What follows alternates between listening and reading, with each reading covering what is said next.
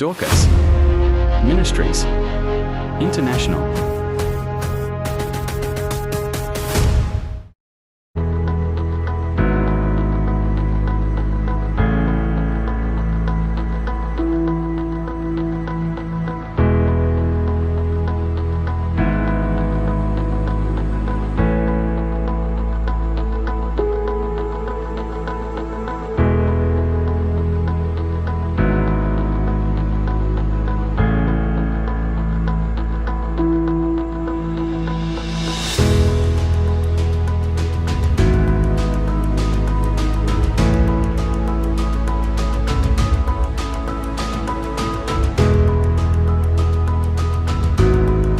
muraho neza nshuti bakunzi ba Dorcas Ministries, Dorcas Generation Church ndetse na Dorcas TV.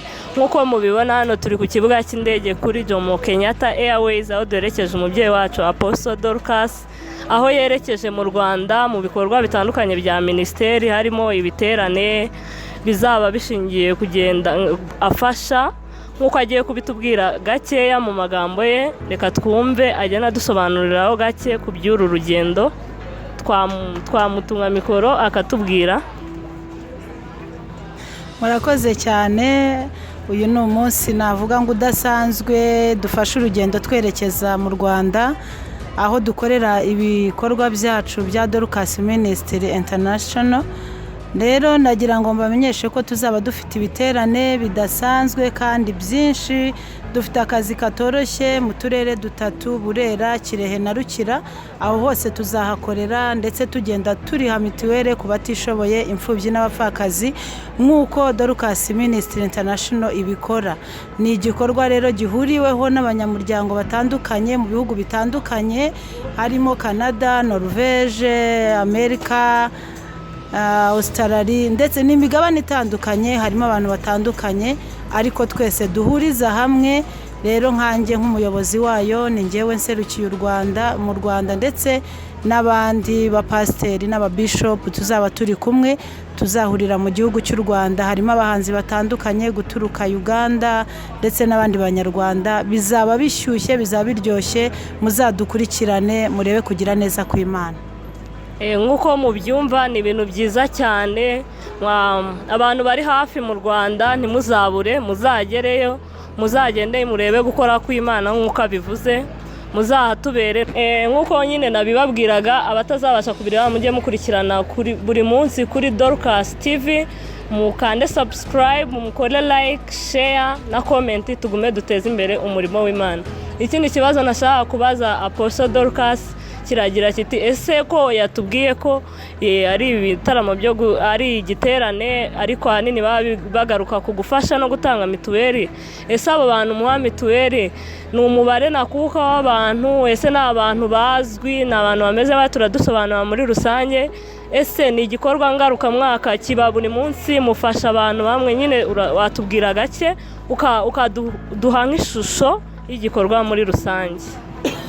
Ngira ngo nabisobanuyeho gatoya. Ni igikorwa dukora buri mwaka mu kwezi kwa gatandatu n'ukwa karindwi. Ni ibikorwa dukora byo gutanga mituweli ku batishoboye, ariko noneho tugamije cyane cyane kubabwira ko Yesu yabibutse kandi twihanisha abantu bakiri mu byaha kugira ngo babashe kumenya ko Yesu agira neza.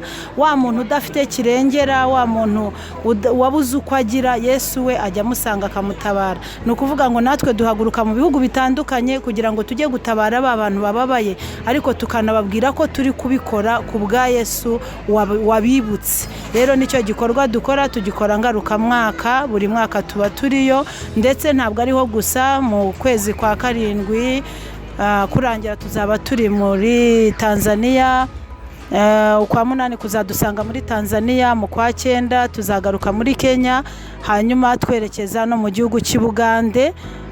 Dukorera no mu gihugu cy'i Burundi, uretse nk'uko mubizi umutekano muke muri uyu mwaka turabona yuko bitazakunda kwerekeza mu Burundi, ariko nabwo tugiye gusoza hameze neza twajyayo no mu Burundi. Imana ibahe umugisha. Ikibazo cya nyuma namubaza, nari narabonye umuntu anyohereza linki, ndashaka kubaza iriya linki mbansobanuriye ko ari amateraniro yo kuri Zoom. Ese bigenda gute? Amateraniro aba kwa kangahe? nyine udusobanure gake kuri aya materaniro yo kuri Zoom. Se bisaba kuba uri umudorukasi gusa, umuntu uwo ari we wese washaka kuza guhuza imbaraga namwe aremerewe, cyane cyane nko muri ibi bikorwa byo gufasha? Hari umuntu waba wumva yifuza kwifatanya namwe, yabigenza gute? Yego, wabonye linki, tugira amateraniro ya Zoom kubera ko tuba turi mu bihugu bitandukanye. Duhurira mu materaniro ku wa mbere saa 3 zo mu Rwanda, ku wa gatatu no ku wa gatandatu. Hanyuma ntago bireba umudorukasi gusa, ahubwo nawe ushobora kuba uri inshuti yacu cyangwa se ushaka kujoininga amateraniro, biremewe kuza mu materaniro. Hanyuma iyo dukunze turagumana, cyane cyane ko ari igikorwa kitareba itorero runaka. Umuntu wese itorero arimo yemerewe kuba umudorukasi, cyane cyane dukora imirimo myiza izaduherekeza. Yego, abantu bashobora kuba bakijijwe, bashobora kuba bafite amacaci, ariko birakwiriye yuko dushaka n'imirimo izaduherekeza. Rero navuga ngo role model wacu ni Dorukasi wo muri Bibiliya. Twarebye uburyo Dorukasi yakoze imirimo myiza yita ku mfubyi n'abapfakazi, hanyuma biza kumuviramo n'umunsi w'urupfu kwibukwa n'Imana kubera amarira yabo yafashije arazuka.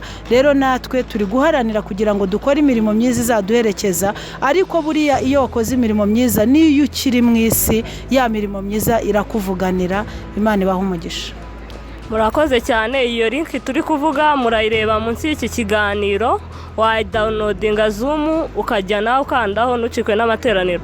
3,000 byawe wakwishyurira mituweli byazibukwa ku munsi w'urubanza. Murakoze cyane. Ministries International.